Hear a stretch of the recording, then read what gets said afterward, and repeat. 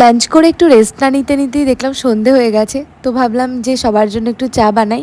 মা তো ওদিকে সন্ধে দিচ্ছিল, তাই জন্য চাটা আজকে আমিই বানিয়েছি। যেদিন যেদিন আমার ক্লাস থাকে সেদিন কিন্তু মাই আমাকে চা বানিয়ে খাওয়ায়, তো আজকে ভাবলাম চাটা আমিই বানাই। আমি যখন এই বাড়িতে আসি, মানে মায়ের কাছে আসি, তখন কিন্তু 3 বেলা যদি খায় বাবি, 3 বেলাই আমার মার কাছেই খাবে আর মাকেই খাইয়ে দিতে হবে।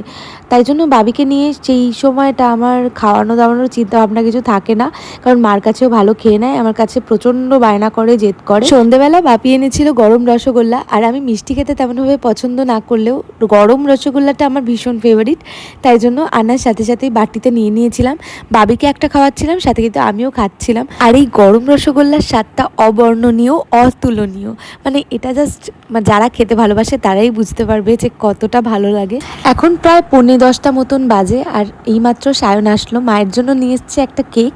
কেকটা ছিল ব্ল্যাক কারেন্ট আর ব্লুবেরির একটা মিক্সড ফ্লেভার, বেশ ভালোই লাগছিল দেখতে। আর তারপরেই মা কেক কাট করলো। বাবিকে ছাড়া তো মা কেক কাট কখনোই করে না, বাবিকে পাশে নিয়েই মা কেক কাট করলো। আর বাবি এখন বড় হচ্ছে, তো আস্তে আস্তে এখন বুঝতে পারে যে কেক মানেই কোনো সেলিব্রেশন। মায়ের বার্থডেতে আমি মাকে সকালবেলা উইশ করার পর থেকে মাকে যে বাবি কতবার উইশ করেছে সেটা আর গুণে শেষ করা যাবে না।